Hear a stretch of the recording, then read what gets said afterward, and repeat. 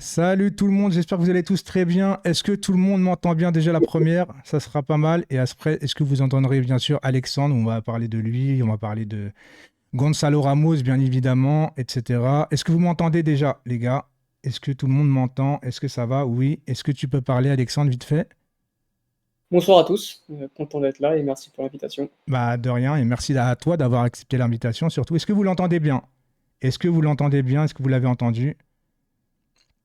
Ça serait le principal. Impeccable, très bien. Bon, bah c'est parfait. Écoutez, je voulais remercier voilà Alexandre Carvalho, bien évidemment, qui est chroniqueur un peu du football portugais, un média spécialisé sur le football portugais. Il est là aujourd'hui pour nous parler de Gonzalo Ramos en priorité. Je voulais le remercier parce que je l'ai contacté seulement hier et il est déjà là, donc à l'heure en plus, tu vois. Donc on peut compter sur lui. C'est pas facile. Même moi, j'ai dû préparer un visuel à l'arrache un petit peu. Bon, je vais pas me lancer des fleurs, mais c'est quand même pas mal, on va dire, le visuel quand même en 12 heures. Mais voilà, donc merci à toi. Je te laisse te présenter. Il y a son Twitter en dessous. D'ailleurs, je vous le mets dans le chat directement, ceux qui veulent l'ajouter. Voilà, tout simplement, je vous le laisse, je vous le spam. Et après, bien sûr, il y a la chaîne Twitch où il parle un peu du championnat portugais, mais je te laisse te présenter encore une fois. Non, non, bonne présentation. Donc, Alexandre Carvalho, créateur du média, si on peut dire ça comme ça, Golasso TV, qui parle dans toute sa globalité du football portugais. Donc, on analyse les matchs, on analyse les joueurs, les entraîneurs, les directeurs sportifs, les jeunes, les directions sportives, tout ce qu'il y a sur le football portugais, de la première division à la troisième division, on en parle. Donc, on ne fait pas d'actualité, on fait très rarement de l'actualité, on est plus là sur de l'analyse Mhm. globale. Donc voilà, c'est un peu différent de ce que peuvent faire les autres chaînes ou pages sur Twitter, notamment portugaises. On a essayé de se différencier, puis ils font ça très bien, tout ce qui est actualité. Donc on n'a pas voulu faire de l'actualité, on est plus de l'analyse. Ouais, Et c'est là où on s'y plaît le plus. Donc voilà. d'accord, ok. Alors, il y a Christophe qui dit Alexandre ne parle pas en portugais, c'est pas drôle. Bah, ça serait un peu moins drôle pour moi parce que sinon, ça va être un peu compliqué au niveau du langage. Donc, en tout cas, on lui souhaite tous la bienvenue. Merci encore à toi. Donc, on est là, bien sûr, pour parler de Gonzalo Ramos. J'ai plusieurs questions à te poser parce que j'ai reçu des questions en privé, etc. J'en ai noté quelques-unes. Alors, on a vu la présentation hier avec certaine légende du Paris Saint-Germain, Paoletta, qui lui donne le maillot en lui disant tu es mon successeur. On nous vend un peu ce truc-là. Est-ce que pour toi, déjà, est-ce que c'est vraiment un profil à la Pedro Miguel Paoletta ou on se trompe complètement? Non, non, c'est pas un profil à la Paoletta, mais il se rapproche. C'est vrai que Paoletta était surtout un grand buteur et un renard des surfaces. Gonzalo Ramos aussi, mais c'est quelqu'un qui a été formé en tant que milieu de terrain, donc il a déjà un peu plus cette capacité à venir décrocher et à participer au jeu de ce que pouvait faire Paoletta. Mhm. Mais il le fait pas assez encore pour moi, donc c'est vrai que la comparaison peut être vite fait, parce que le profil s'en rapproche. Maintenant, c'est pour moi deux joueurs différents, parce que voilà, pour Paoletta, c'était vraiment un joueur de surface qui ne faisait que ça quasiment. Ouais, Alors que Gonzalo Ramos était quand même un peu plus complet, même si il tarde à le montrer. d'accord. Et justement, à qui tu pourrais aujourd'hui le comparer si tu as un peu des points de comparaison avec un autre joueur qui se rapproche le plus de ce joueur-là? Alors, j'aime pas trop comparer parce que si Bien je sûr. compare, on va vite m'attraper par le col et me dire que j'ai comparé. Donc, je vais pas parler de comparaison de joueurs, mais plus de profil. Ouais. C'est vraiment un profil là, comme Haaland, on va dire, vraiment des joueurs de surface qui peuvent décrocher de temps en temps, mais qui ne participent pas vraiment énormément au jeu, Mhm. qui sont plus là vraiment pour finaliser des actions et créer des espaces pour les autres et être là dans la surface. Donc voilà, ce serait plus ce profil-là, vraiment de vrai numéro 9, de vrais finisseurs, des joueurs qui ont un vrai flair devant le but. Donc D'accord. voilà, je ne veux pas comparer les deux joueurs, je parle vraiment juste du profil. Ouais, c'est le Pour... profil, ouais, exactement. Ouais. C'est ça. Ok, alors donc la deuxième question, bah, c'était la transition parfaite finalement. Petit jouet faux numéro 9. Tu me répondras en fait en demi-teinte finalement parce qu'il est peut-être capable de le faire à l'avenir et peut-être pas pour l'instant, quoi. Alors c'est vraiment bizarre avec Gonzalo Ramos, parce que tu m'aurais posé cette question il y a 2-3 ans, je t'aurais dit oui, parce que, comme j'ai pu dire, Il était milieu de terrain. Hmm. il était formé en tant que milieu de terrain. Donc quand il a commencé, même quand il a commencé à jouer en tant qu'avant-centre, donc il y a 3-4 ans, il décrochait énormément, il participait vraiment au jeu, je le voyais vraiment comme un 9,5. Ouais. Il me disait vraiment qu'il était capable de jouer numéro 9. Là, j'ai l'impression que depuis Depuis 1 an ou 2, il participe très peu au jeu. C'est vraiment un vrai numéro 9 qui décroche pas beaucoup, qui n'a pas autant cette fluidité technique qu'il pouvait avoir auparavant. Mhm. Donc là, j'ai envie de te dire non, mais bon, c'est un joueur vraiment qui est hybride, qui est complet, qui sait tout faire.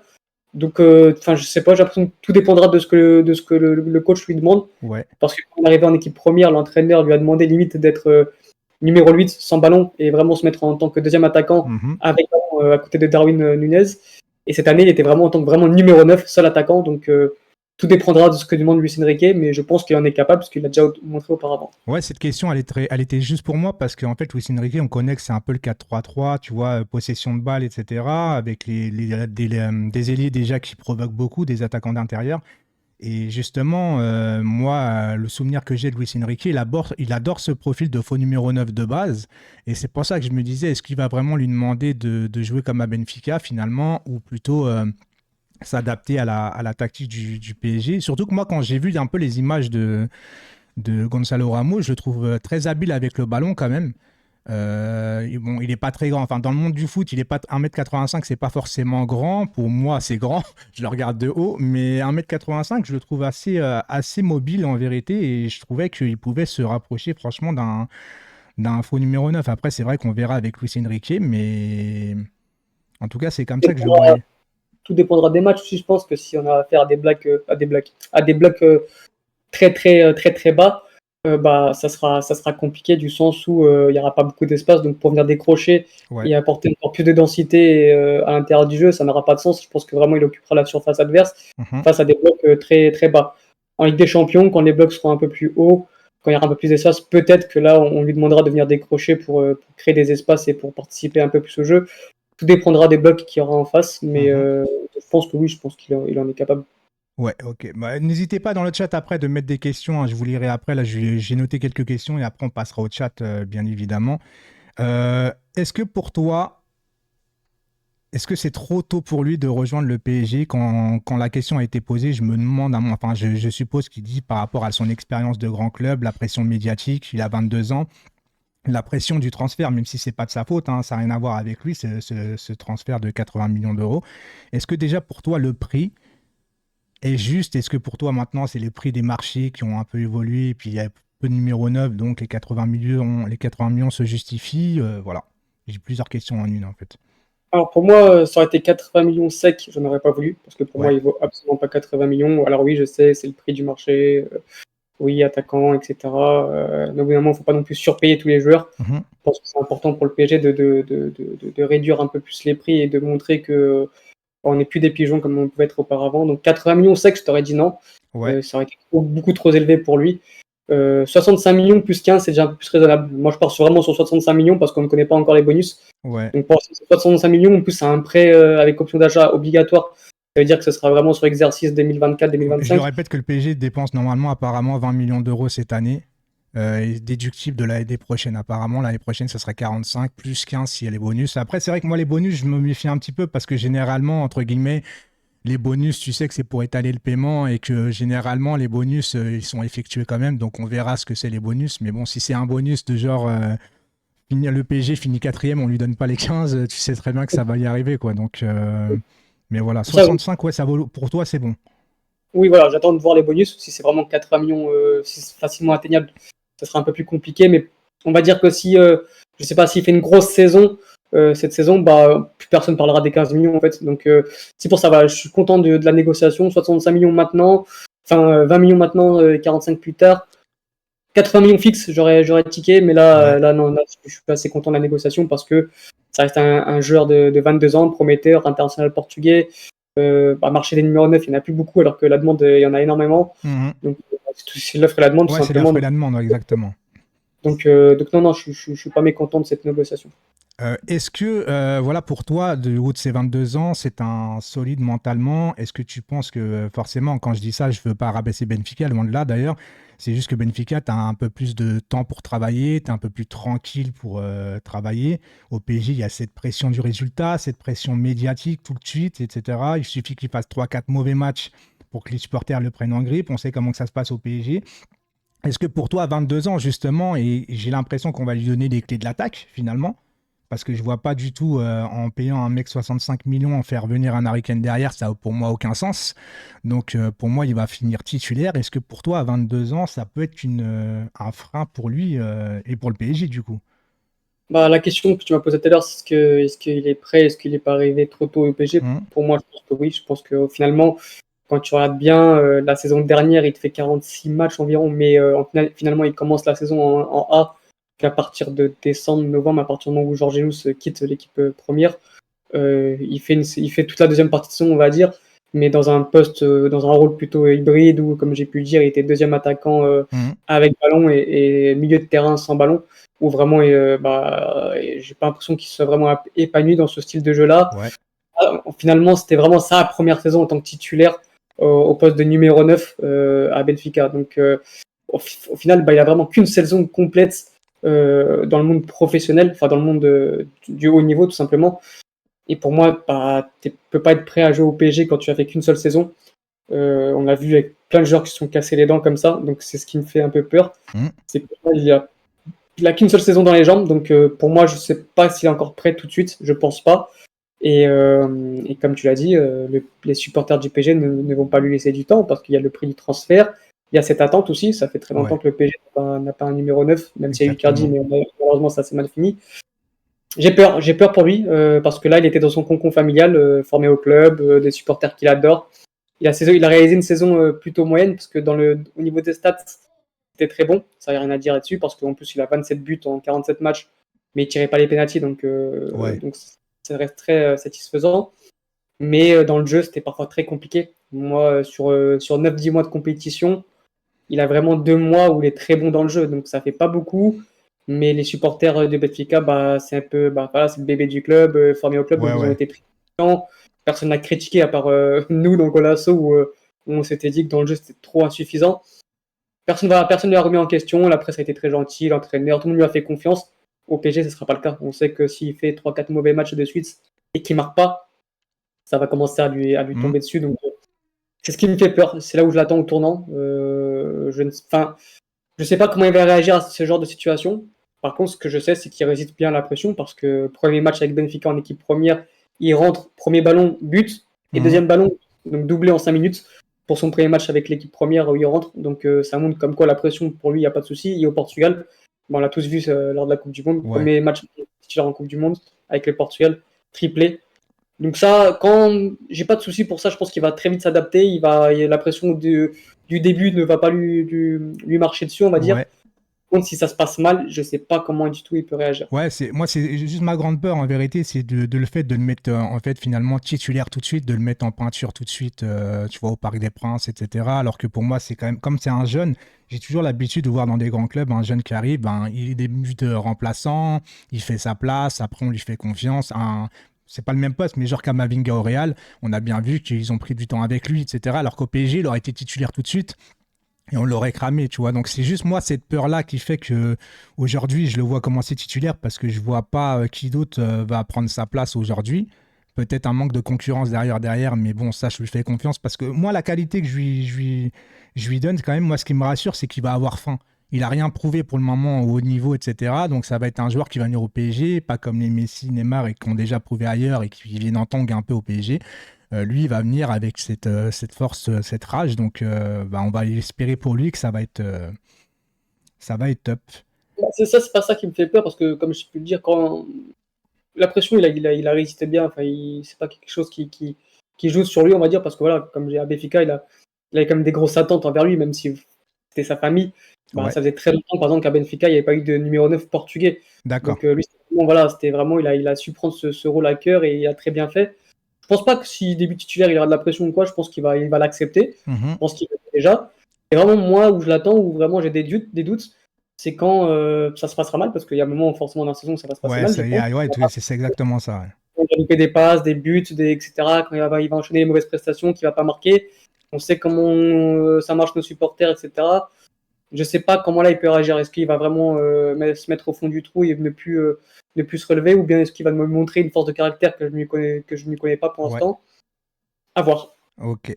Si tu devais lui désigner sa plus grande qualité et sa plus grande faiblesse. Alors, sa plus grosse qualité, c'est le flair qu'il a devant le but. Ouais.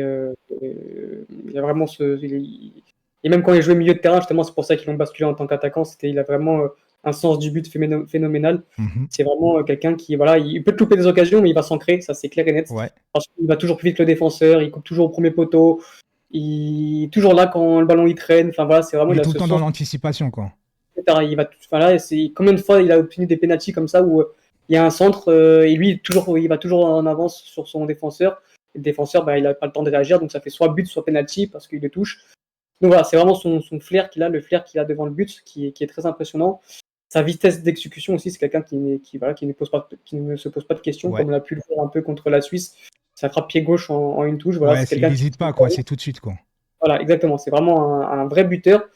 Et son point faible, c'est son irrégularité. C'est quelqu'un qui, sur un match, peut être R9, Ronaldo, qui peut te faire des dribbles, voilà, qui va tout réussir, ses déviations, ses contrôles, son jeu de haut but, qui va vraiment être exceptionnel sur un Ouais. match. Et l'autre match, tu vas pas comprendre, il va jouer en Timberland, je sais pas pourquoi, il va tout louper, il va Ah louper toutes bah, ses on aime passes. ça au PSG, nous, de toute façon. Nous, on a l'habitude de ça, donc bienvenue à lui en vérité. Et puis, on va peut-être se régaler dans les débriefs en vérité pour quelquefois le mettre en avant, quelquefois peut-être le critiquer quand il fera un mauvais match, j'en sais rien, tu vois. Après, on espère bien évidemment que ça réussit. Moi, j'ai un peu peur de l'attente parce que je vois que tous les supporters s'enflamment énormément de l'après Paoletta parce qu'il est portugais. Ils essayent de faire une storytelling par rapport à tout ça, tu vois. Et j'ai un petit peu peur que les gens tombent peut-être un peu de haut. On verra bien comment que ça va se passer. Mais après, on espère tous que ça réussisse, hein, bien évidemment. Mais C'est pour ça que j'essaye un peu de calmer les gens, du sens où il a que 22 ans, il a encore pas mal de lacunes. ouais, C'est pas Ronaldinho, c'est pas Ronaldo, c'est pas R9, c'est pas Benzema. Enfin, loin de là, il a encore beaucoup de lacunes. mm, Alors peut-être qu'il va progresser avec nous, je l'espère. Mais est-ce que nous, en tant que supporters, on est patient, on est capable d'avoir ce genre de joueur qui va progresser avec nous, comme les Vitinha, comme les Ugarte, etc. Moi, je le suis. Je ne sais pas si tous les supporters le sont, parce que on a très vite eu des grosses ambitions depuis les Qataris. mhm, Peut-être qu'il faut réduire un peu nos ambitions et être plus patient et construire un vrai collectif cette fois-ci. exactement. Mais en tout cas, voilà, faut calmer nos ardeurs. Personnellement, c'est pas pour Gonzalo Ramos que je vais aller au stade ou que je vais allumer ma télé.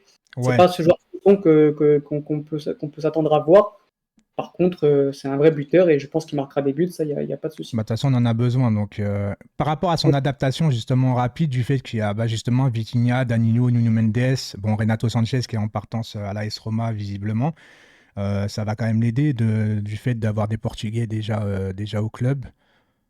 Oui, oui, en plus, il y a Luis Campos qui l'a fait venir. Donc, déjà, Ouais, rien quand ton directeur sportif qui te fait confiance et qui te fait venir, c'est déjà pas mal, c'est un bon signe de confiance. J'espère, et je pense quand même qu'il a eu l'accord de Luis Enrique, que vraiment le directeur sportif, ou plutôt le conseiller sportif et l'entraîneur se sont mis d'accord pour faire venir Gonzalo Ramos. Donc, s'il a la confiance du conseiller sportif, s'il a la confiance de l'entraîneur, s'il y a des coéquipiers qui parlent la même langue que lui, mm, en plus, voilà, le français, le portugais le parle très bien parce que le français, c'est quelque chose qu'on apprend à l'école au Portugal. C'est ouais. limite la LB2. Donc voilà, il parle la langue déjà, enfin il parle la langue, il y aura quelques mots. Il y a déjà il y a des Portugais dans le vestiaire. Tout ça fait que il est venu avec ses parents et sa copine. Ouais. Les éléments font que je pense Et il va puis même en pas. tant que supporter, tu sais, il y a beaucoup de... la communauté portugaise est très très présente aussi sur Paris. Donc ça peut lui être bénéfique s'il est très très bien et tout ça. Donc ouais, ça peut être pas mal. Je voulais te parler de certains d'autres joueurs en attendant. Déjà, comment est perçu le PSG au Portugal? Comme le club riche qui simplement comme un peu tout ailleurs, le club des Qataris. Tout simplement, c'est en plus là ça fait quelques années qu'on vient un peu piller les joueurs. Il y a eu Danilo, il y a eu Nuno Mendes, Ouais, Vitinha, Ugarte, maintenant Gonzalo Ramos. Donc je dirais pas qu'on est mal vu, parce que ce serait malhonnête d'être mal vu, alors qu'au finalement, on est juste un club qui a été racheté, mais on y est pour rien en quelque sorte. ouais, Je dirais que voilà, j'ai l'impression que les jeunes joueurs commencent à aimer de plus en plus le PSG parce qu'ils ont grandi avec ce PSG un peu ouais, c'est puissant. ça. Hmm. Mendes l'a déclaré, etc. Au niveau des joueurs, je pense vraiment qu'on est aimé et qu'on est suivi. Il y a qu'à prendre le fait que y a beaucoup de jeunes joueurs qui me suivent sur Instagram, etc. De la part des supporters, je dirais l'indifférence. C'est plus Indifférence, ouais. l'indifférence, moquerie, du sens où on a acheté pas mal de joueurs, etc. et on n'a pas réussi un peu notre objectif. Mais il n'y a pas de haine. Voilà, je Ouais. dirais l'indifférence. On n'est ni aimé ni détestable, on va dire. Ouais. Bon, il y a des gens dans le chat qui disent quand même déjà Ramos, c'est dire baguette. Donc c'est pas mal. Voilà. Il pourra aller à la boulangerie sans difficulté. Ouais. Je voulais te poser une question par rapport à Vitinha, vu que toi tu l'as suivi quand il était au Portugal, etc. Comment tu le vois à l'avenir? Parce que moi, je trouve que Vitinha, il a enchaîné trois quatre bons matchs au PSG, tout le monde s'est enflammé parce que forcément, comme on est en manque de joueurs de ballon au milieu de terrain, il suffit qu'on nous donne un petit peu, tu sais, du milieu de terrain qu'on s'enflamme éperdument. Comment tu le vois dans les saisons à venir? Est-ce que tu sens que c'est un joueur d'avenir ou qui va rester dans le ventre mou un peu en remplaçant numéro un, quoi? Pour moi, j'ai pas envie de dire que ce sera un top joueur parce que je peux me tromper et qu'il y a tellement de facteurs peuvent faire que je peux me tromper, mais pour moi, c'est vraiment un super joueur qui, à l'avenir, nous le montrera parce que c'est un joueur qui progresse sans cesse. À Porto, c'était quelqu'un qui n'était pas forcément le crack absolu, Mhm. qui était un remplaçant dans les équipes de jeunes et qu'au final a réussi à se surpasser, à se développer et à devenir le joueur du FC Porto l'année dernière. Donc ça montre à quel point c'est un joueur qui progresse sans cesse. L'année dernière, comme tu dis, il commence très bien parce que le collectif va bien. Donc c'est un joueur de collectif vraiment qui se montrera que si le collectif marche. À Ouais. partir du moment où le collectif a commencé à diminuer et être moins performant, Vitinha a commencé à être moins performant. Donc, mais pour moi, c'est un joueur qui s'il joue dans une équipe qui parle le même football que lui, s'il a l'entraîneur qui parle le même football que lui, régalera. C'est vraiment pour moi Ouais. un joueur qui a pour régaler ses supporters. Je pense que cette année, on verra un tout autre Vitinha avec Luis Enrique, je l'espère. Si ça marche pas, ça voudra dire pas que je me suis trompé sur ce joueur, tout Mhm. simplement. On n'espère pas finalement, mais est-ce qu'il est compatible forcément avec Marco Verratti? Ou plutôt tu le mettrais peut-être parce que moi j'en vois beaucoup qui disent ouais Vitinha Verratti c'est deux profils peut-être un peu trop similaires. Oui, je peux Euh, comprendre.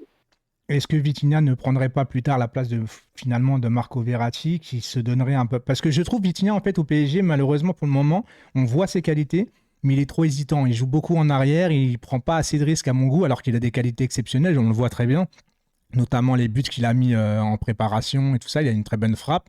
Il tire pas beaucoup à chaque fois. Il prend pas beaucoup de risques. Alors, est-ce qu'il a peur de perdre le ballon, justement, alors que c'est un mec qui joue normalement vachement vers l'avant, qui se projette vers l'avant? Et c'est vrai qu'au PSG, on a tendance à le voir souvent faire des passes en retrait, tu vois, de juste toucher la balle et remise. Voilà. Je pense que oui, ils ont le même profil. Et d'ailleurs, je l'avais dit sur Twitter quand le Scampos s'est le chercher que je pense qu'ils préparaient déjà un peu la succession de Verratti parce que oui, Mhm, ils ont un peu le même profil. Mais pour moi, deux joueurs qui parlent le même football peuvent jouer ensemble sur le terrain. Il n'y a pas exactement. d'opposition, il n'y a pas de contre-addition à ça. Maintenant, oui, je peux comprendre qu'il a pu agacer du sens où il jouait trop simplement. Surtout, je trouve en seconde partie de saison. En première partie de saison, je le trouvais très intéressant quand l'équipe marchait bien. Mhm, Après, je pense qu'aussi il y avait un contexte et un rôle qu'on lui demandait juste d'apporter le ballon à Messi et à Neymar, tout simplement. En mode, bah, tu prends le ballon, tu gardes la possession. C'est important d'avoir ce genre de joueur aussi qui ne ouais. perd pas le ballon. Maintenant, c'est vrai qu'on en attend plus, on attendait plus de verticalité et plus de jeu vers l'avant, qui est normal. Mais je pense qu'il y avait vraiment un rôle très quelconque, très faible, on va dire, où tu prends le ballon, tu la donnes à Neymar et à Messi le plus rapidement possible, et ensuite eux feront le reste, et c'est pas à toi de créer le jeu. Alors que lui, justement, aime créer le Et jeu, ça, ouais, aime. c'est ça, ça le bride en fait. En quelque sorte, Je ça le pense qu'il bride. a vachement bridé la saison dernière. Il n'avait pas le coach idéal. On sait tous que Galtier, c'est compliqué en termes d'entraîneur. Pas, je pense pas que ce soit un mauvais coach, mais pour développer des jeunes, c'est compliqué. Ouais. Je pense qu'il était bridé avec Galtier. Maintenant, j'attends un tout autre Vitinha parce que je connais, je sais de quoi il est capable. À Porto, c'était vraiment un tout autre joueur. Il nous a régalé. Donc moi, j'attends avec Luis Enrique le vrai Vitinha. On a pu le voir déjà un peu en pré-saison. Donc voilà, on espère que cette année, on verra le vrai Vitinha. Ok. Pour continuer à parler milieu de terrain, on va forcément parler de Ugarte, qui fait un peu sensation avec son prix de transfert, qui a, à mon sens, un peu eu du mal au début dans les matchs de préparation. Il a montré un peu plus de ce qu'il valait. Moi, il m'a même impressionné face à l'Inter, où on a vu un peu le périmètre un peu de jeu de Ugarte, qui se téléporte un peu vachement sur le côté droit, je trouve. D'ailleurs, Luis Enrique l'avait déjà joué, l'a fait jouer en latéral droit à un moment donné parce que je pense qu'il voit en lui peut-être un milieu de terrain et peut-être en dépannage un latéral droit. Ugarte, 60 millions, moi c'est surtout le prix qui pose problème à beaucoup de supporters en vérité parce que c'est toujours l'attente par rapport au gros prix, etc. Ugarte, 60 millions pour toi, ça t'a surpris? Ou bon, c'est la clause en même temps, donc c'est une clause, ok, mais pour toi, est-ce que pour 60 tu peux pas aller te chercher meilleur, etc. Pour toi, est-ce que Ugarte a le profil tout simplement pour s'imposer au PSG en vérité? Alors, pour répondre à toutes tes questions, oui, 60 pour moi, ça m'a paru beaucoup. Ouais, Vraiment, 60 millions, c'est beaucoup pour ce joueur-là. Maintenant, encore une fois, c'est pas lui qui décide du prix, donc je ne c'est pourrais ça, pas le juger par rapport à ça, même si je peux comprendre que les supporters vont directement se baser par rapport à ça. bien sûr. C'est lui qui a décidé du prix. Et surtout, maintenant, je pense, on recrute le potentiel, donc ce Hmm. qui va donner plus tard, parce que c'est un joueur de 22 ans, encore une fois, et aussi le profil. C'est un joueur que le PSG ne possédait pas depuis Matuidi. Depuis le Ouais, départ de Matuidi, on n'avait pas ce genre de joueur qui grattait des ballons dans les pieds, qui courait pour deux, qui avait un énorme volume de jeu, qui ne comptait pas ses efforts, qui était capable de parcourir toute la zone défensive, qui avait vraiment une capacité de défendre sur des grands espaces. On n'avait pas ce genre de joueur-là. Et je pense que là où Campos a très bien fait, c'est qu'il a ciblé les profils un peu comme Gonzalo Ramos. On n'avait pas ce profil de numéro 9 de pivot. Et il fallait mettre les prix parce que bah, tu avais la concurrence de Chelsea, tu avais la concurrence de Manchester United, tu avais la concurrence de la PL, tout simplement. hmm. Donc, bah, tu n'avais pas le choix parce que dans ce genre de profil, tu avais qui? Tu avais Declan Rice qui a signé pour 120 millions, par exemple, tu vois, Arsenal, et c'est le double. Ouais. Donc voilà, c'est comme ça. C'est le profil qu'on a payé, c'est le potentiel. Et moi, quand je vois que voilà, Arsenal a mis 120 millions sur Rice, c'est un très bon joueur, je dis pas le contraire, mais qui ne me semble pas aussi. Bah, pour moi, c'est pas le double de Ugarte, tout Ouais, simplement. je vois ce que tu veux dire, ouais. Donc je suis pas surpris. Donc oui, pour moi, il vaut pas 60 millions. Maintenant, le marché est devenu tellement fou qu'au finalement, je ne regarde même plus le prix. En fait, je regarde juste le Ouais, moi je profil. comprends plus rien au prix de toute façon, Voilà. hein, je te le dis Donc là, honnêtement. c'est Ozil, par exemple, qui est parti pour 70 plus je ne sais pas combien à Manchester United, alors qu'il a fait 6 mois de bien à l'Atalanta. Pareil, je pense qu'il ne faut même plus regarder le prix. Je pense qu'ils sont devenus tellement dérisoires. En plus, l'Arabie Saoudite qui vient mettre un coup. Ouais, Il faut regarder le profil. Est-ce que ces profils-là, on l'a? Oui. Bon, bah, faut pas le mettre autant. Si on l'a pas, bah, faut mettre le paquet parce qu'il y a très peu de joueurs de ce profil-là. Et tout simplement, et voilà. Et comme voir l'âge aussi, le potentiel, parce qu'encore une fois, il est très jeune et ça se trouve dans 5-6 ans, plus personne parlera du prix. ouais. Voilà, voir un peu tout ça, prendre tout ça en compte et se dire que finalement, bah, de toute façon, c'est pas notre argent, c'est l'argent du club. Et à partir du moment où il fait bien son métier, bah, je pense que le prix, on n'en parlera pas. Ouais, c'est intéressant ce que tu as dit sur Regarder parce que je crois que tu es le premier à avoir un peu comparé. Bon, je sais que tu n'aimes pas les comparaisons, mais tu nous as sorti le Blaise Matuidi, donc qui était un peu en mode box-to-box au Paris Saint-Germain, alors que certains mettaient Ugarte un peu comme un mec un peu plus fixe, comme un peu un Paredes 2.0, etc., qui restait dans sa zone, etc. Donc toi, tu le vois vraiment comme un Blaise Matuidi, c'est-à-dire qu'il se projette, mais il se projette pas non plus comme Blaise Matuidi en attaque, c'est-à-dire qu'il défend pour deux, comme tu dis, mais c'est pas un joueur qui ira vers l'avant comme Blaise Matuidi. Non, non, je pense pas que c'est pas le genre de joueur qui fera des appels dans le dos de la défense. Ouais, Là. Par contre, c'est un joueur qui se projette, oui. Si le jeu demande de se projeter, c'est pas juste un joueur qui fera contrôle-passe. Voilà, on l'a vu d'ailleurs dans les matchs de préparation, c'est ouais, quelqu'un qui peut se projeter, qui peut percuter. S'il y a de l'espace devant lui, il ira. Mais non, c'est pas un Paredes qui reste dans sa zone. Non, non, c'est déjà défensivement, c'est quelqu'un qui police, qui a un gros volume de jeu, qui aime courir qui aime défendre dans les gros espaces. Au Sporting, il était vraiment impressionnant pour ça, c'est-à-dire qu'il était capable d'être à gauche et 2 secondes plus tard d'être à droite. C'était enfin, en largeur ou en longueur, c'est quelqu'un qui a un vrai volume de jeu. ouais, Et du coup, vraiment à Matuidi, où vraiment c'était quelqu'un qui était infatigable, qui avait 3 poumons, ouais, qui ouais. venait de l'impact, qui venait de gratter des ballons. Et ça on l'avait plus depuis de Matuidi, c'est Ah, ça c'est nous un fait. manque, hein, ça nous manque même en vrai, hein, mais. On parle de Thiago Motta, de oui, on l'a perdu, ça c'est vrai, Hmm. mais on avait un Matuidi dans un collectif, c'est aussi important qu'un Motta. Et je pense que là, oui, où Luis Campos a été bon, c'est qu'il a ciblé les profils qui nous manquaient. Et à partir de là, c'était vraiment un profil qui nous manquait. Donc 60 millions sur lui. Je ne vois pas qui on aurait pu chercher qui dans ce profil-là. Je ne sais pas, il y avait Raïse, mais voilà, 120 millions, je ne sais pas si ça aurait été un peu plus Ouais. intelligent. Donc voilà, je Et trouve ça donc on est c'était. d'accord qu'Ugarte, finalement, cette année, devrait vraisemblablement être titulaire au PSG au milieu de terrain. Oui, je pense, parce que ça voudrait dire qu'on n'a pas ciblé nos manques. Et dans ce contexte où le PSG a besoin d'un équilibre et où il ne faut plus jouer à 7 plus 3, où il fait vraiment, voilà, c'est-à-dire qu'il faut 11 joueurs qui défendent et surtout apporter un vrai équilibre quand on perdra le ballon pour une transition défensive, pour le contre-pressing. Au Ugarte, bah, il n'y a pas d'autres joueurs comme ça au PSG, donc Ouais. à partir de là, pour moi, oui, il sera titulaire. Bah pour moi, en fait, pour l'instant, le milieu de terrain qui se dessine au PSG, en vérité, c'est bon, Ugarte. Tu as le jeune Zaïre Emery qui vraisemblablement. Enfin, Luis Enrique compte beaucoup sur lui. Et pour Mhm. l'instant, Verratti qui ne partira pas, je sais pas où on en est avec Verratti. Donc ça cible vachement ces trois milieux de terrain là pour le moment en fait. Ugarte, Verratti, Zaïre Emery. C'est ça, c'est ça. Avec Vitinha qui, je pense, qui alternera avec Ouais, Vitinha qui rentrera, Warren. exactement. Oh, peut-être Vitinha, ouais, je sais pas en fait, mais c'est un des deux et voilà. En parlant encore de milieu, on a vu arriver au PSG un jeune gratuit, Ndour. Alors moi, je suis très surpris de ce transfert parce que bien évidemment, je le connais pas. Ndour, je crois, il a peut-être fait un match avec le Benfica A et encore, je sais même pas s'il a joué avec le Benfica A. Il y a une minute, je crois, entre 1 ou 2 minutes. Donc, il a pas beaucoup de matchs avec la BFK.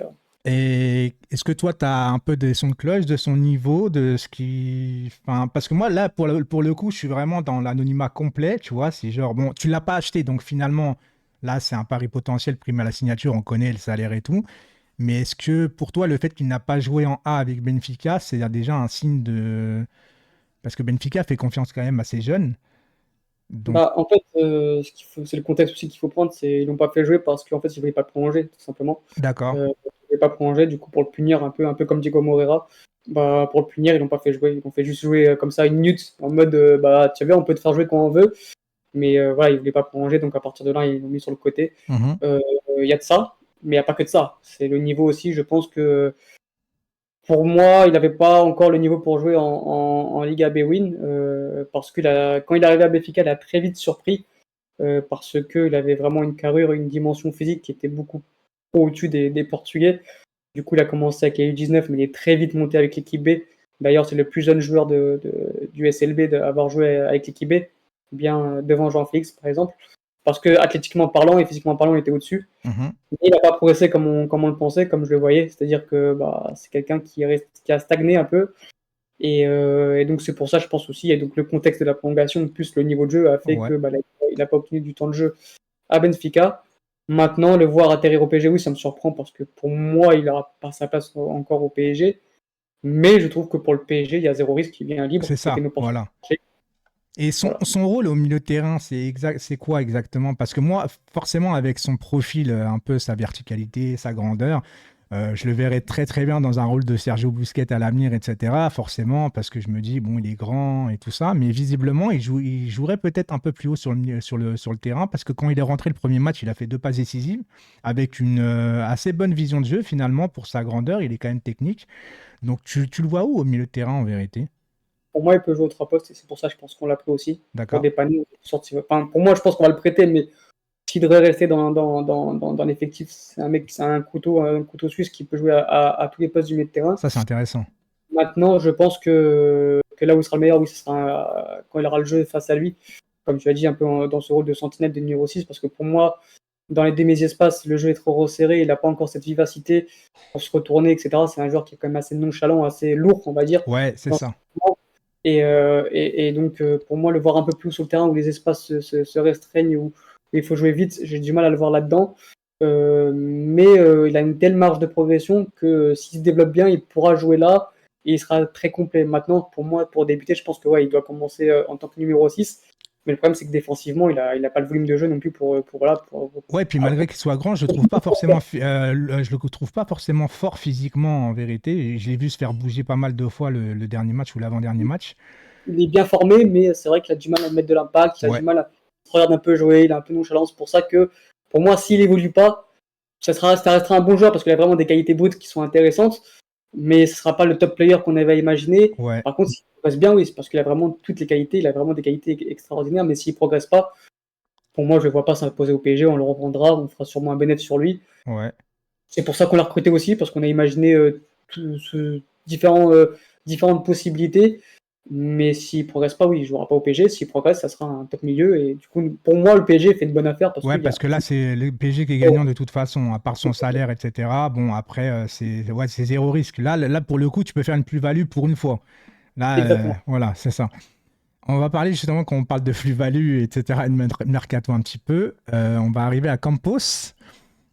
Que penses-tu de ce bonhomme que je rappelle, bien évidemment, qui n'est pas salarié du club, donc qui peut éventuellement, peut-être, à son avantage, et c'est aussi juste, hein, c'est son métier aussi, de faire peut-être aussi gonfler un peu les prix des transferts pour prendre une com dessus. On sait très bien comment que ça se passe un minimum, parce que j'ai du mal à croire, en toute honnêteté, qu'un Ekitike, tu peux pas l'avoir à moins de 40 millions d'euros, par exemple.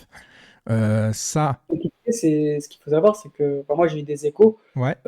c'est qu'en fait, Ekitike c'était déjà bien en avance avant que Campos arrive. Lui, en fait, Campos, il est arrivé, il lui a dit bah, je valide le profil, on peut l'acheter. Mais le Ah, prix donc et il est tout, lui, arrivé, c'est pas lui qui a fait le truc, en fait. c'est pas lui qui a fait D'accord. le propos, c'est pas lui qui a été chercher Ekitike, qui a donné le nom d'Ekitike. Ouais, C'était en cours et lui, il est c'était arrivé, il a déjà. dit bah, je valide. Ok, Donc, ok. ça, Mais que penses-tu en général de lui? Le fait aussi, par exemple, justement, qu'il ne soit pas salarié du club, ça fait qu'il peut se permettre aussi, par exemple, avoir la double casquette avec le Celta Vigo. Est-ce que à l'avenir, c'est pas quand même un problème de ne pas avoir un mec qui est à 100% pour le PSG et puis qui fait les affaires du PSG? Campos est-il l'homme de la situation finalement? bonne question. Moi, c'est vrai que sa double casquette me dérange parce que Hmm. pour moi, quand tu as un grand club comme le PSG, tu dois avoir un directeur sportif qui est là, qui s'occupe de l'équipe professionnelle et du centre de formation et des féminines. Enfin, peut-être pas des féminines parce que ça fait beaucoup, mais il faut peut-être le secteur féminine, quelqu'un qui s'en occupe à part, mais tout ce qui est vraiment jeune et secteur professionnel doit être dirigé par le directeur sportif. Il n'y a pas ça au PSG et ça me dérange parce que finalement, c'est juste un conseil sportif pour l'équipe première. Et il a bien dit, c'est dans son poste, lui, il s'occupe même pas d'informations ni rien. Et pour moi, ça me dérange parce que voilà, pour moi, un grand club doit avoir un directeur sportif. Maintenant, tout dépend ce qu'on lui demande.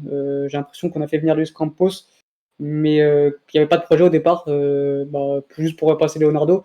Alors que pour moi, si tu fais venir Luis Campos, c'est vraiment pour du très long terme. Mhm. Et, il a construit des bonnes équipes à Monaco et à Lille. Il a construit vraiment des équipes pour le long terme et de beaux effectifs. Et c'est très simple à voir en fait. Il a pris des jeunes joueurs, des cracks, mais à côté de ça, il les a constitués de leaders. Voilà, par exemple, quand il fait venir Bernardo Silva, t'as Moutinho qui est à côté de lui. Quand il fait venir Ouais, Thiago Giallo, t'as José Font. Quand il fait Podman, t'as José Font. Enfin, c'est vraiment des complémentarités qu'il aime mettre en place. ouais. Et j'ai l'impression qu'il fait ça maintenant au PSG, mais lors de la deuxième saison. Enfin, maintenant, j'ai l'impression qu'il est en train de construire un effectif plutôt que des individualités. Donc là, oui, je vois un peu la patte Campos qui est en train d'arriver. La première année, je pense qu'il n'a pas eu le temps ou peut-être pas les moyens, je ne sais pas ce qui s'est Ouais. passé. Parce que pour moi, les joueurs sont bons, hein, que ce soit Mukiele, que ce soit Vitinha, que ce soit Ekitike, Fabien Ruiz, c'est pas des mauvais joueurs. Il n'y a que Carlos Soler que je comprends pas. Mhm. Les joueurs sont bien ciblés, mais c'est plus les profils. J'ai l'impression qu'il est arrivé, il a mal identifié des profils qui nous manquaient parce qu'il n'a pas recruté de numéro 6, il n'a pas recruté de pivot, il n'y avait pas d'ailier. Enfin voilà, il a juste recruté en fait pour le banc et c'est ce qui m'a dérangé. Maintenant, j'ai l'impression que oui, lors de de ce mercato d'été-là, il a peut-être plus eu de temps, et forcément, un an pour cibler les profils et les manques, forcément, ça donne ce genre de mercato. Et là, oui, pour une fois, il a recruté un numéro 6 qui a un gros volume de jeu, qui gratte des ballons. Il a recruté un pivot, on va recruter un ailier avec Dembélé. Il a recruté deux vrais leaders avec Hernandez et Skriniar. Il a recruté un joueur devant avec Ensensio. Il a recruté un crack avec Kangenli. Mhm. Donc j'ai l'impression que oui, que les profils ont été ciblés, les manques ont été ciblés. Donc Il a eu là, plus de pour temps moi, pour travailler finalement et imposer alors, sa patte. il n'a pas tout fait bien. Ça, on ne peut pas dire que la saison a été bonne l'année dernière. Faire venir Galtier, ça a été une faute professionnelle, et ça, c'est de sa faute, et la C'est faute de personne terrible. d'autre. C'est vraiment Donc, terrible, mais bon. je ne peux pas le défendre pour ça. Ouais. Ça, c'est de sa faute. Et à partir du moment où on te donne la possibilité de choisir ton coach et que tu vas chercher Galtier, c'est une faute professionnelle qu'on ne peut pas te pardonner. Et au PSG, on sait que malheureusement, si tu fais une erreur, tu la payes cash. Pour moi, c'est l'homme de la situation si on a un projet sur le long terme. Voilà, Ouais. si c'est sur du Mais long terme. Par contre, si c'est un projet pour du court terme où il faut des résultats rapidement, où il faut venir des stars, ou etc., non, Compos ne sera jamais ce genre de personne-là. C'est pas Leonardo. Donc, tout dépend le profil qu'on va mettre, le projet qu'on va mettre en place au ouais. PSG. Ça, je ne le sais pas. C'est à Nasser qu'il faut demander. Mais en tout cas, si vraiment il veut s'instaurer au PSG pour du long terme, il faut vraiment qu'il lâche ce poste de conseiller sportif Mhm. et qu'il devienne un vrai directeur sportif. Ouais, en Mais vrai, ouais. Mais quand tu parles de long terme, par rapport au club que tu m'as situé, justement, par rapport à Monaco, etc., même si c'est un truc qui va. J'apporte une petite nuance, c'est-à-dire que Monaco, quand il va acheter des joueurs qui sont jeunes, qui sont bons, on sait très bien que Monaco, c'est un club qui va faire de la plus-value derrière et qui va revendre, en fait. Au PSG, c'est un truc quand même différent, c'est-à-dire qu'à la base, tu vas chercher des joueurs pour qu'ils restent au club parce que le PSG n'aime pas vendre, ils veulent pas vendre. Donc, il faut absolument des joueurs qui soient prêts finalement à assurer au Paris Saint-Germain. Est-ce que c'est pas ça qui a fait que l'année dernière, Campos ne l'a pas forcément compris dès le début? Et là, justement, il a été chercher un profil pour des joueurs qui savent, qui sait tout de suite qu'il n'y aura pas de plus-value derrière, en fait, finalement, parce que le PSG, les plus-values, ils s'en foutent, eux. oui, il y a de ça aussi. Après, l'année dernière, il n'a pas forcément recruté des gros cracks pour ça, mais je trouve qu'il peut y avoir une sorte de cohésion entre les deux. C'est-à-dire que tu peux acheter des gros cracks et ensuite les revendre parce que tu as le modèle économique aussi du PSG qui est en train de changer. Ouais. Peut-être que les Qataris aussi vont peut-être injecter moins de sous parce que le club est aussi, de toute façon, est autosuffisant maintenant avec Ouais, grave, c'est ce que je disais, autosuffisant largement. Donc, peut-être que maintenant il n'y a plus besoin de dépenser des milliards d'euros pour acheter des joueurs et peut-être que aussi il faudra aussi parfois faire des plus-values sur la vente de joueurs, c'est important aussi pour le fair play financier, etc. Donc je pense qu'on peut faire un peu des deux, acheter des stars, les compléter avec des cracks, mais aussi des joueurs qui ne payent pas de mine par exemple, mais qui sont des vrais leaders qui vont t'apporter une expérience. ouais. Des En joueurs de collectif, l'ombre, quelquefois, des fois. Ouais, ça fait du bien. c'est vraiment une construction d'effectifs, c'est pas que des noms, c'est des profils, c'est de l'expérience, c'est des cracks, c'est des stars. Je pense que Compo c'est très bon pour ça. Mais il faut du temps. Il faut du temps. Tu ne construis pas un effectif en un an. Là, j'ai l'impression que cette deuxième année est déjà mieux. Je pense que vraiment, c'est des cycles de 3-4 ans pour vraiment voir, pour juger un directeur sportif, un conseiller sportif, avoir cette saison. Mais j'ai l'impression qu'on a ciblé un peu nos manques et qu'on part sur un projet un peu différent où Ouais. il y a moins de stars, moins d'individualité, un collectif un peu plus important où enfin on a un collectif, ça sera 11 joueurs et non pas 7 joueurs qui défendent et 3 attaquants qui auraient le ballon. Voilà, si on part sur ce genre de projet-là, alors oui, Campos peut être très bon. Mais encore une fois, si on part sur un projet où il faut vendre des maillots, où il faut des stars, etc., ça sera Ouais. pas, Et c'est pas compétent. enfin, j'ai envie de te dire, peut-être qu'on va prendre enfin du plaisir à voir jouer notre propre club, tu vois, parce que j'en avais marre de prendre plaisir de voir l'équipe adverse face à nous, prendre plaisir voir Lens contre nous plutôt que nous, tu vois. Là, ça peut être une année aussi un peu, je vais pas te dire transition, parce que l'effectif est quand même pléthorique et ça serait un peu abusé de dire une année de transition, surtout en Ligue 1. Mais je veux dire par là qu'il va falloir peut-être être cette année un peu plus patient que d'habitude et voir s'il y a du bon et du progrès, de laisser Luis Enrique travailler sur le long terme avec peut-être Campos qui reste ou qui restera pas, on verra de toute façon, parce qu'il y a aussi le problème de l'interne au PSG à régler, parce que forcément, on sait que Campos, quelquefois, il veut un joueur, il y a quelqu'un d'autre qui le veut, par rapport ça se tire dans les pattes à chaque fois, et donc c'est pour ça aussi que ça travaille mal de ce côté-là. Mais cette année, moi, je ne suis pas forcément omnibulé, comme je disais, pour la Ligue des Champions, mais plutôt sur une avancée, une structure en fait. Moi, je veux une structure au club qui ferait du bien en fait à tout le monde en vrai. Bah, moi, je veux une âme, en fait. Je veux revoir une Ouais, âme, une identité. Alors oui, je sais, oui, ça veut gagner absolument. Et moi aussi, je veux gagner absolument. Mais on a bien vu que avec ce projet de star, enfin, et finalement, c'est même pas de star, c'est juste qu'il y a eu 3-4 stars. La masse salariale a explosé. Derrière, les stars, comment dire, tu les as composés avec des joueurs moyens. Donc forcément, j'ai même pas envie de mettre la faute sur les stars parce que finalement, ils ont été mal entourés. Mais peut-être parce que la masse salariale était tellement grande que tu pouvais pas faire 11 joueurs avec mhm. de renommée internationale. Donc forcément, ça a été très mal géré. Et ça, c'est pas de la faute de Campos. Ça a été une gestion du club qui a été très mal gérée, tout simplement, de la part de Nasser, de Leonardo qui a prolongé, etc. Donc voilà, je pense qu'il faut repartir de zéro. Alors on va peut-être souffrir, ça je suis d'accord avec toi. Pour moi, avec des champions, ça va être compliqué cette année. Mm. Mais au bout d'un moment, avec des champions, ça peut pas être ton objectif numéro un. Non, Euh, non. je sais pas combien d'équipes qui participent et tu n'as qu'un seul vainqueur. Et c'est pas parce que tu la gagnes pas que ta saison est loupée. Par contre, tu peux faire une saison, tu peux faire le doublé en France. Et une Récupérer la saison, Coupe de France déjà, ça serait important je aussi. pense, et surtout reprendre du plaisir à voir jouer ton Voilà, équipe. c'est Alors, ça. je dis pas que sur 38 matchs, tu dois faire 38 top Non. matchs, mais au moins 25 matchs où tu te régales, où tu es content de voir jouer ton équipe. Et ça fait des années. Pour moi, ça fait 10 ans que j'ai pas vu cette équipe-là au PSG. Donc voilà, repartir de zéro. On va souffrir peut-être sûrement au début, je pense, parce qu'il y aura moins d'individualité. Les matchs seront peut-être un peu plus poussifs. Ouais. Mais si ça prend du temps et que ça marche bien et qu'on repart de zéro sur des bases un peu plus saines, bah sur le long terme, on le payera. Pour moi, une équipe qui travaille bien finit par gagner. Ouais, puis Et avec on l'a une vraie ADN de jeu, en vérité. Tu vois, Luis Enrique, il peut t'apporter ça en plus, un peu. Parce que certains font la comparaison un peu, on a envie de retrouver un peu le rouleau compresseur sous Laurent Blanc en Ligue 1, etc. Et c'est le 4-3-3, on connaît un peu tous le système de toute façon, donc ça peut faire du bien. Et tout à l'heure, justement, j'en ai oublié d'en parler avec Gonzalo Ramos, c'est qu'apparemment, il presse beaucoup sans le ouais. ballon. Et ça peut convenir tout simplement à Luis Enrique qui veut tout de suite un pressing à haute intensité dès la perte de balle. Donc ça peut être encore une solution à apporter à Luis Enrique. Donc voilà. Ah oui, totalement. C'est vrai que j'ai oublié d'en parler, c'est une de ses qualités. Et tout à l'heure, tu me demandais sa qualité principale, et Ouais, forcément, j'ai pensé à le ballon parce que c'est quand même le plus important dans le football. Mais c'est vrai que sans ballon, c'est un monstre physique, c'est pas physique, mais athlète, on va dire. C'est quelqu'un un peu comme Ugarte au milieu de terrain, c'est quelqu'un qui n'arrête pas de courir, qui presse, qui fait des courses pour libérer les espaces, qui appelle dans la profondeur. Vraiment, ça serait le premier défenseur. Et aujourd'hui, une équipe ne gagne pas au football si les attaquants ne pressent pas. On l'a vu avec Manchester City à Lens. On le ouais. voit aujourd'hui dans le football moderne, Ouais, il faut c'est à de peu près l'envie. Il faut de l'envie, bien sûr. le même rôle d'attaquant, enfin le même type d'attaquant, c'est un pivot qui presse et qui marque des buts. Et aujourd'hui, on voit dans le football moderne, c'est ça. Tu as plus ce. Alors, à un moment, tu as eu le faux numéro 9, etc. Le football change et il faut s'y habituer, il faut aussi s'adapter.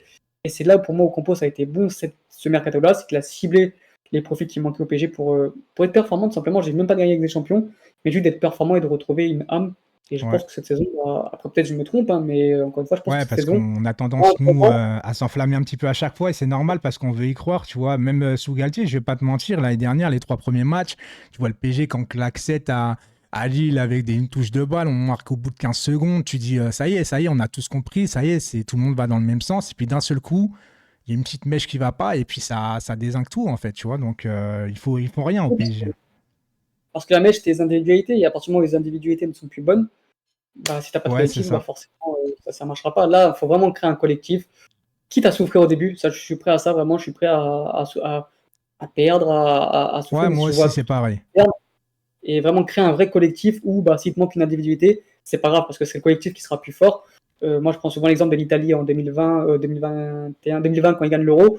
Bah, ils avaient beau perdre Spinazzola sur blessure, et qui était leur meilleur joueur à cette époque, bah, c'est pas grave, ils ont gagné quand même parce que c'était vraiment un collectif et que bah, t'as beau changer les individualités, si le collectif marche et que les joueurs savent quoi faire à ce moment précis lors d'un match, bah, ça marchera. Donc voilà, on va repartir de zéro. On a très mal géré notre remontada en 2017, en 2016, 2017. Ouais. Donc on a pris un virage totalement que moi je ne comprends pas et que je ne comprendrai jamais, où il fallait acheter des stars, il fallait vendre des maillots, quitte à ce que le collectif ne soit pas très compétent. Là, on repart de zéro. Il faut peut-être moins d'individualité, mais un collectif plus fort pour Exactement. Mais performer sur moi, le long j'ai terme. toujours dit que trop de stars tue les stars, de toute façon, et généralement, tu as une star et les autres. Et c'est ce qui Exactement. fonctionne. Par exemple, au Real, à l'époque, tu avais CR7 et les autres. Même il y avait Benzema, Bell, mais c'était que CR7. À l'époque, même Messi, Neymar, Suarez, c'était Messi quand même et les autres. Et là, le problème, c'est que tu avais Neymar, Mbappé et les autres, en fait. Et pour moi, ça ne pouvait pas fonctionner à long terme. Et tout à l'heure, j'ai vu une question dans le chat pour le championnat portugais. Si tu veux faire un top 3 des futurs cracks dans ton championnat. Des futurs crabes dans le championnat, alors portugais ou tous? Parce qu'il Dans le y a championnat, directement. Pas forcément portugais, mais championnat. un par équipe. Je pense qu'il y a Koksu qui va faire pareil lui, Jao, tout. Je pense que pas mal de monde le connaissent. Donc Koksu ou Schelderup, qui est le Norvégien qui est arrivé à Benfica, qui je pense qui a un vrai gros talent. À Porto, il y a Alan Verella qui vient d'arriver, qui est très bon. Il y a Pep, le Brésilien, l'ailier, qui est aussi excellent. Et au Sporting, je dirais que tu vois Marcus Edwards, même si pour moi il est trop régulier. Mais je pense que Dario Essugo sera dans ce profil un peu à la Ugarte, sera aussi un crack qu'il faudra suivre de très près. Je dirais pas l'année prochaine parce qu'il a que 17-18 ans, mais dans les années à venir, sera Dario Essugo. Donc ouais, je dirais Koksu, Schelderup, Pep et Essugo. Ok, notez bien tous, hein, ceux qui jouent aussi à Football Manager, ça peut être intéressant d'aller les choper. Je voulais parler de Bernardo Silva aussi parce que moi, j'énerve un peu ma communauté à dire que depuis le début, j'y crois absolument pas à ce transfert, du fait qu'il soit à Manchester City, que je crois pas à un transfert entre City et le PSG. Pour toi, est-ce que ça a été un espoir de le voir au PSG ou pour toi, tu as été tout de suite, tu n'y as pas cru tout simplement? Les deux parce que j'y ai cru, parce que forcément, étant portugais, et forcément j'aime beaucoup Bernardo Silva, donc il y a mon côté portugais qui voulait le voir au PSG. Enfin, Ouais. c'était un rêve, quoi, limite, donc forcément je pouvais y croire un peu, et il n'y a pas d'espoir, bah, tu ne vis pas. Maintenant, j'ai su très rapidement que ça fait 3 ans qu'il veut partir, 3 ans que Pep Guardiola ne laisse pas partir. Là, ce qui paraît, il y avait un bon de sortie. Alors j'y ai cru grâce à ça, je me dis, bon, voilà, il a gagné avec des Mhm. champions, la première ligue triplée. Ouais, ils vont le Enfin, laisser, quoi. Ouais, ouais. ouais, si tu ne laisses pas partir maintenant, il va jamais partir. Bon, au final, même là, non. Donc, quand j'ai vu que ça commençait à prendre un peu trop de temps, j'ai vite compris que Guardiola ne voulait pas laisser partir, et que oui, un transfert entre le PSG et City, ça me semble Ouais. Mais inespéré. Donc, très dommage. Je comprends pas. Vraiment, il y a des choses que je comprends pas. À partir du moment où le joueur demande à partir depuis 3 ans, qu'il est très bon, qui ferme sa bouche, qui, comme il fait le taf et qu'il là, il gagne un triplé, Mhm. pour moi, je vois pas pourquoi tu laisses pas partir maintenant. Alors, je parle même pas du PSG, hein, parce que ça parle du Barça. Je pense en plus qu'il aime beaucoup plus le Barça que le PSG. Ouais. Pour moi, c'est une frustre parce que le joueur, il a fait le tour à Manchester, ça y est, il a tout gagné. Je vois pas l'intérêt de le Ouais, il a conserver plus un de an. challenge, en fait. Il a besoin d'un nouveau challenge maintenant, en fait. Et alors, je comprends que le joueur est incroyable, que c'est une pièce importante que tu veux pas laisser partir. Mais c'est important aussi de se renouveler, de créer un nouveau. Je comprends pas. Je comprends pas l'intérêt de Guardiola de vouloir le garder à tout prix. Bah écoute, Guardiola fera encore Bernardo fera son année, il sera encore très bon. Mais je pense que là, Guardiola était un peu égoïste. Et c'est important aussi parfois de se mettre à la place du joueur. Et voilà, tant pis. Après, peut-être Mais qu'il s'y plaît. dis-moi, ce que tu es en train de nous dire, c'est quand même s'il n'y aurait pas que le PSG qui serait nommé comme prison, quand même, c'est rassurant. Hein. Ça, j'en ai déjà parlé sur les réseaux. Et oui, ça me fait un peu rire que, au final, tous les clubs marchent pareil. Hein. Quand ton joueur est indispensable, bah, tu veux pas le laisser partir. Et ça me fait rire. Il y a que au PSG, on parle de prison. Alors que le Real, c'est pareil. City, c'est pareil. Donc, Ouais, quand tu un as un joueur. bon joueur, de toute façon, c'est compliqué. Oui, Euh, ça me fait rire. On dit oui, ils ont pas mis le prix. Mais d'un côté, si tu mets le prix à 120 millions, 130 millions, forcément, Bernardo Silva, aussi fort soit-il, tu vas pas mettre 130 millions sur Bernardo Silva. Donc ça me fait rire. Oui, oui, il a pas mis le prix, il a pas mis le prix. Mais moi oui, aussi, tu mets demain, un je prix qui est pas abordable pour te protéger, peux. finalement, tu vois. Exactement, exactement. Donc, évidemment, il faut être un peu raisonné. Il y a le marché qui part, certes, mais je pense que Bernardo à 90 millions, c'est maximum. Après, c'est surpayé. Mhm. Et aussi, faut-il, tu peux pas non plus mettre tout ton budget sur Bernardo Silva. Donc, voilà, marché si oui, c'est trop facile de dire oui, ils ont pas mis le prix, mais d'ailleurs, si ton prix était dérisoire, Ouais. Euh, c'est pas pro. Est-ce que dans le chat, vous avez des questions? Parce que ça fait déjà 56 minutes finalement qu'on est là, ça passe très très vite en vérité. Et après, Alexandre va devoir aller voir un match pour Braga, c'est pour ça qu'on a avancé l'heure aujourd'hui. D'ailleurs, c'est quoi le match de Braga? C'est un match... Le tour préliminaire de la Ligue des Champions. Ouais. Donc voilà, il faut gagner pour jouer contre Marseille ou le Panathinaikos. Donc voilà, c'est le match aller, donc on espère que Braga répondra présent. Ouais. C'est important d'avoir des clubs portugais en Ligue des Champions. Ouais. Donc Ouais, voilà. je suis d'accord, j'espère que vous allez jouer le Panathinaikos tout simplement. Est-ce que vous avez des questions avant qu'il parte? On a encore 5 minutes. Est-ce que vous avez des questions vite fait? Gonzalo fait-il le repli défensif? Oui, on en a parlé, Momo. Oui, il fait bien le repli défensif et c'est une qualité de chez lui. Voilà, tout Il a fait simplement. quand même trop, et ce qui fait qu'il parfois il perd un peu en lucidité devant le but. Un peu comme Mais Cavani, quoi. un peu comme Cavani, ouais. Donc non, il fera les replis, ça, il y a pas à s'inquiéter pour ça. Le maillot sera bien mouillé à la fin, donc je sais que il y a un peu ce truc de oui, c'est pas parce qu'on mouille le maillot qu'on gagne des trophées. Certes, mais ce qui est une chose qui est sûre dans le football, c'est que si tu mouilles pas le maillot, tu gagneras pas de trophée non plus. Exactement. Donc voilà. Alors, désolé, je mangeais, mais quel est le caractère de Ramos? Est-ce que c'est un leader? Est-ce qu'il s'énerve vite et tout ça? Ah ouais, Non, est-ce que ça, c'est un mec qui peut péter un plomb dans un match s'il n'y arrive pas ou non. Par contre, c'est ça que je lui reproche, mais c'est justement un point faible aussi. C'est que c'est un joueur qui a pas beaucoup de caractère et qui a qui est pas trop beaucoup de gentil? personnalité. Trop gentil. Moi, j'ai vu faire des trucs lors des classicos qui m'ont gêné. Mettre une petite fessée à Diogo Costa, qui est le rival. Ouais, ou relever un joueur ou un truc comme ça, à la Marquinhos en fait, finalement, quoi. Mais Le sourire et tout. Non, pour moi, alors je veux pas. Tu vas pas te tuer dans un match, etc. Tu vas pas te bagarrer ni rien. Mais tu dois montrer du caractère, montrer que tu es dans ton match. Et il n'y a pas d'amis quand une fois le match est commencé. Il n'y a pas de sourire, il n'y a pas de câlin, il n'y a pas de ceci, cela. Et ça, c'est ce qui me dérange dans Ramos, c'est le manque de caractère et je dirais pas de personnalité parce que, bah, voilà, comme j'ai pu le dire, quand on a commencé à Benfica ou Portugal, bim, doublé, triplé, premier match, donc il a du caractère, il a de la personnalité, mais je veux dire, parfois il est trop gentil. ouais. Et pour un attaquant, tu dois pas être trop gentil quand tu joues au football. Alors, on te pose une question. Est-ce que tu crois pour Colomwani et Dembélé au PSG? Je sais pas, honnêtement, ça c'est un truc je sais pas, j'ai pas d'infos, je ne sais pas. Je pense que ça va se faire parce que quand le PSG veut un joueur, généralement à 90% ils l'ont. Maintenant, c'est vrai que si Francfort demande 100 millions, si on n'a pas surpayé pour Bernardo Silva ou les autres, je vois pas pourquoi on va surpayer pour Colomwani. Mais après, ce qui me rassure, c'est que c'est une demande vraiment de Nasser, j'ai l'impression. Donc, si Nasser il veut, il a généralement.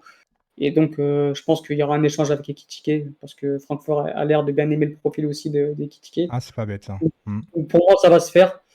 Et tant mieux parce qu'il faudra aussi un profil d'attaquant différent de Gonzalo Ramos. Et Dembélé, bah, je pense que ça va se faire. Il n'y a pas de souci. C'est juste le Alors, Barça qui font un peu les vexer. Donc, mais ça va se faire, il n'y a pas de souci. alors, Code Quantum qui dit pourquoi avoir pris Campos déjà alors que c'est le clan Mbappé qui l'a voulu? Est-ce que c'était vraiment la volonté de Nasser El Khelaifi?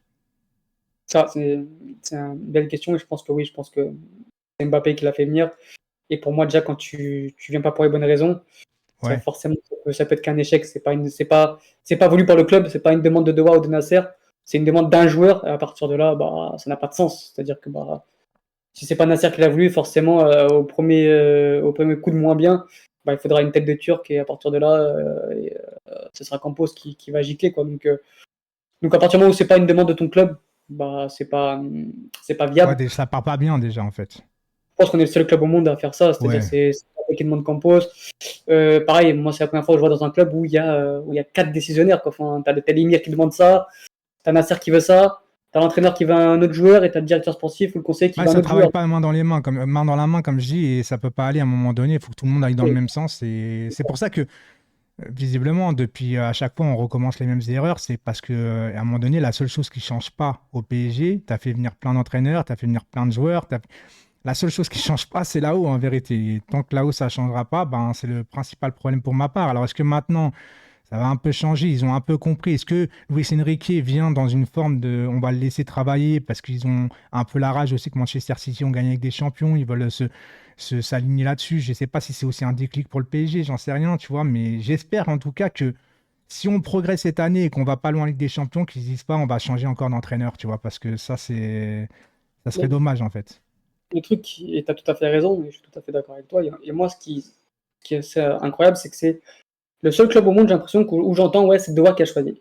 Et quand je vois que c'est Doha qui a choisi Dembélé, enfin, je me dis, mais comment ça? Enfin, t'entends pas à Manchester City que ce soit le chef qui choisit ses joueurs, etc. C'est le directeur sportif qui choisit son Mais c'est entraîneur, parce que, qui ouais, ensuite. mais c'est parce que Manchester City, c'est structuré et puis il y a des gens compétents. Aujourd'hui, Nasser Exact. El Khelaïfi, moi, je le laisserai en tant que président de marketing, comme je dis, parce que pour moi, il a fait un boulot énorme. Mais en tant que président de football, moi, je mettrais quelqu'un à côté de compétent. Et le problème, c'est qu'il ne changera pas parce qu'on sait que les Qataris marchent à la confiance plutôt qu'à la compétence. Désolé pour la rime, mais c'est la vérité. Et donc, ça ne changera pas par rapport à ça. Moi, j'ai toujours dit qu'à l'époque, quand tu as repris le PSG et que tu avais un Olas en pleine forme, tu aurais un Olas au PSG à ce moment-là avec ces moyens-là. La Ligue des Champions, tu l'as sûrement et pas qu'une fois peut-être, tu vois. Donc, c'est une question de structure au club. C'est juste la structure qui ne va pas. Et visiblement, il y a un moment donné, il n'y a pas de secret. Quand un joueur est fort ailleurs, il arrive au PSG, il n'est pas bon, c'est qu'il y a quand même un problème. Draxler, je ne veux pas tirer sur lui parce qu'il s'est aussi perdu lui-même. Mais la première année de Draxler, elle est très très bonne pour ma part. Avec le premier match face au Barça, le 4-0, il a été très bon. Il était fondu dans un collectif. Après, on lui met un mec dans ses pattes, etc., qui ne peut plus faire grand-chose. Et puis, il n'y a pas de méritocratie au PSG. Donc, forcément, on l'a vu l'année dernière avec Galtier. Hein. Solaire qui continue à jouer, à jouer, à jouer, alors que Zaïre Emery, en 15 minutes, faisait largement mieux que lui. Et à chaque fois, ça ne marchait pas. Donc, c'est vrai que c'est très frustrant de voir, quand tu as du recul et de voir ce qui ne va pas au club et que finalement, eux-mêmes n'arrivent pas à voir ce qui ne va pas, en fait. Ou peut-être qu'ils ne veulent pas le voir, en vrai, parce que eux, peut-être que ce qui compte, c'est l'image plus que le résultat. Moi, je pense qu'avec des champions, ça fait mal à dire, mais je pense qu'avec des champions, pour les Qataris, c'est juste la cerise sur le gâteau. Et que pour eux, avoir une image de Mbappé, Neymar, Messi au club, ça vaut mieux qu'une Ligue des Champions. Moi, c'est Exactement. comme ça que je pense, tu vois. Après, Je suis d'accord avec toi, t'as tout dit. donc voilà. Bah écoute, on a fini, on va pas te laisser plus tardé que ça. Je te remercie beaucoup encore une fois, Alexandre, d'être passé. J'espère que les viewers, vous avez passé un bon moment. Je remets tous les liens. Déjà, je mets le site aussi de... Comment que ça se prononce, le site? Golasso TV, oui, Golasso, c'est. comme Gonzalo, Golasso, ok. Golasso, je vous mets le site. Et justement, vous avez tous les réseaux sociaux sur le site. Voilà, pour ceux qui sont intéressés par le football portugais en général. Je vais remettre aussi le Twitter d'Alex aussi, bien évidemment, pour le suivre. Parce que voilà, comme je vous dis, hein, les gars, j'ai pas grand-chose à dire. Je le connaissais pas avant hier, en vérité. Donc, ça a été très, très, très rapide. Et voilà, je suis très content que ça s'est fait quand même. Moi, j'ai passé un bon moment. On a appris un peu plus de qui était Gonzalo Ramos. Donc, je te remercie beaucoup. Est-ce que tu veux rajouter quelque chose à la fin ou... Non, non. Bah, merci pour ce bon moment. On a parlé foot, donc c'est toujours agréable de parler de quelque chose qu'on aime. Et c'était une discussion très pertinente, donc content d'avoir passé cette heure-là. Et merci à tous ceux qui m'ont écouté. Voilà. Bah, n'hésitez pas à le rajouter. Puis, bah, écoute, Alex, je te remercie beaucoup.